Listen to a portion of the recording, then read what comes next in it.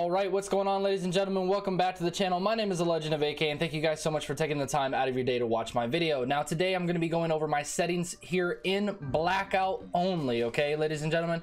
This is for Blackout only. You guys know that I don't touch multiplayer at all. They've been updating the sensitivities as well as adding some stuff as some new features, some new button combinations and stuff like that. And I kind of wanted to go over it with you guys to show you guys what exactly I use to get wins, as well as, you know, sound whoring, and as well as what button combinations I use on my controller in order to do the very best I can in Blackout. Now, you guys know that I'm already rank 80 here in Blackout, so these are brand new settings that I've went through, I've overlooked, I've tested these, and I've got to say these are probably the best settings that I've had to hear footsteps, as well as looting, as well as, you know, targeting people on four-wheelers or vehicles or in helicopters, and still being able to have that same sensitivity even whenever you're just running around when you're not targeting vehicles and stuff like that. Because a lot of people have the misconception that if you run a low sensitivity, you're going to be able to just, you know, max everybody out. That is not the case. You got to remember that there are people driving by you on vehicles and stuff like that, so you have to take that in consideration whenever you're playing Blackout. So sensitivity is definitely something that you want to take a look at. So we're gonna go ahead and jump right into it. We're gonna show you the controls first. Now, basically, look inversion, it's just standard. The horizontal sensitivity I run at high, which is 8. The vertical sensitivity I run as 8 as well, because I'm able to target four-wheelers and, you know, other vehicles in the game and still be able to shoot people out of those, as well as still be able to keep my crosshairs on target whenever people are not in vehicles as well. This is pretty much like a balance of both, of being able to target people while they're driving as well as targeting people whenever they're not driving. So I personally would recommend like a 7 or an 8 personally for Blackout. I know multiplayer you can go even lower, but you still have to remember that there's vehicles and you can still shoot people out of vehicles, and those vehicles are pretty fast. ADS sensitivity, this is something brand new. I've messed around with it just a little bit. Basically, it just basically means that you're going to be able to adjust your sensitivity while you're aiming down sights. This does not apply to zoom levels with like a 4x or, you know, a sniper scope or something like that in multiplayer. Now, in multiplayer, you're able to toggle in between, you know, zoom sensitivities and stuff like that. You're not able to do that in Blackout, so I just pretty much leave this on 1x. Same with the high zoom sensitivity, I leave it on 1x as well. Target assist must be on for console. Aim assist needs to be on. Controller vibration is off. Now, I do have a scuff controller, so my scuff controller does not have rumbles in it already, so it doesn't really matter if that's off or on for me. It's always off anyway. Sprint cancels reload needs to be turned off. Auto mantle, I advise everybody to turn auto mantle off, just for the simple fact that, like, I'll get in high stress situations where I'm fighting people and I'll just mantle directly off of a building or a ledge and I will kill myself.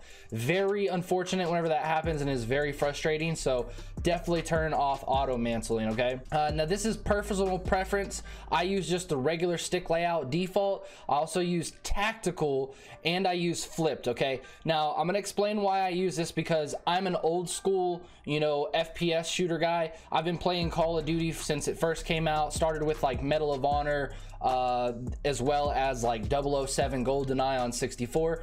But over the years, as of playing PlayStation games or even Xbox 360 games, I've never truly enjoyed using the trigger. So I've always used tactical, which is like your melee and your crouch is switched. I always like crouching with my analog sticks. It just gives me the ability to move around and crouch and go prone quicker than it would be to take my thumb off of my analog stick and actually hit melee, which my melee is actually one of the triggers on the back of my controllers, as well as jump. So that's where I'm able to, you know, do that and switch it up. And flipped, I've always liked L1 and R1 for shooting and aiming down sights. Not a really big fan of like the, you know, trigger stops and stuff like that. L1 and R1's always been something that I've always loved and I will always continue to use. And that's pretty much all the control settings so far. There's some more stuff that we'll go over in just a second. Graphics, pretty much 50%. This is pretty much all just personal stuff. If you guys want to change this stuff, that's what I would suggest right here, is what's on your screen right now. Audio, this is huge. Audio is definitely a huge thing. I always leave master volume at 10. Audio presets, we have Treyarch Mix, bass boost, high boost, super crunch, and headphones. I always use super crunch. I think that's the best one for, you know, hearing footsteps. I don't think anything else other than Super Crunch and using Astro headsets. That's what I'm using, is an Astro A40 headset. Subtitles off. I don't like to hear the subtitles. Now this is the voice volume. Adjust volume of the voices in-game characters. So this is like the character volume that you're going to hear from them speaking, and as well as the announcers. The announcer can get highly annoying, and as well as whenever he's actually speaking, he can actually deafen footsteps, as well as like you can hear other players speak and stuff like that. So I kind of keep this around like 4 or 5. Most likely I usually leave it at 4, just because I don't want to hear like the announcer voice like super loud, but I still want to hear him. Now the music volume is completely up to you. I don't like the music or anything else like that in this game, so I just completely turn that completely off, or around like 2. Have a little bit of some sound, but most likely I just keep it at 2. Team chat voice volume 5. I don't want everybody speaking if I can hear them in a party chat, if I'm playing like random squads and stuff like that. I don't want to hear them like super loud in my headset or on the recordings. Sound effects volume, this is stuff like footsteps, gunshots, the airplane overboard, everything that deals with sound effects like your footsteps and stuff. Leave this on 10. This is where you're going to hear footsteps the most, and this is going to give you the best ability to hear those footsteps. Cinematic volume, it's pretty much just the cinematic of the volume, like, you know, coming in to the very beginning of the map whenever you fly in. I turn that down a little bit because it can be very, very loud at times. Multiplayer dialogue I always keep on. Controller sound off. You don't ever want your controller sound coming through your controller. And that's pretty much all the sound effects, as well as controls and graphics as of right now. These are what I use.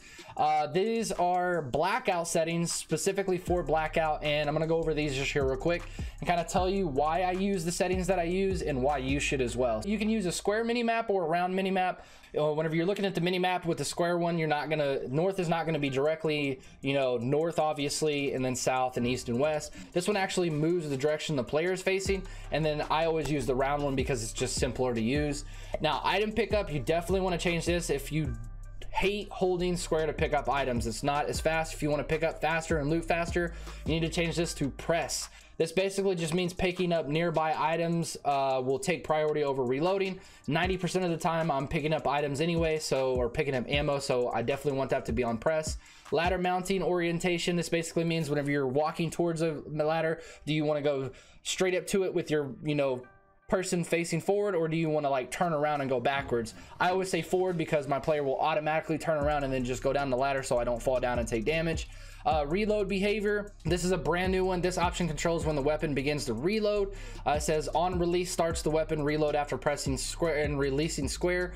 On press reloads the weapon immediately upon pressing square. So this is something that you're gonna have to play around with. I found that like I like my weapon to reload as soon as I press square because I'm pressing reload anyway. So if I need to reload whenever I'm looting anyway, so it'll reload first, then pick up the item, or pick up the item and then reload, however that works. But I do like pressing instead of holding or on release or whatever like that.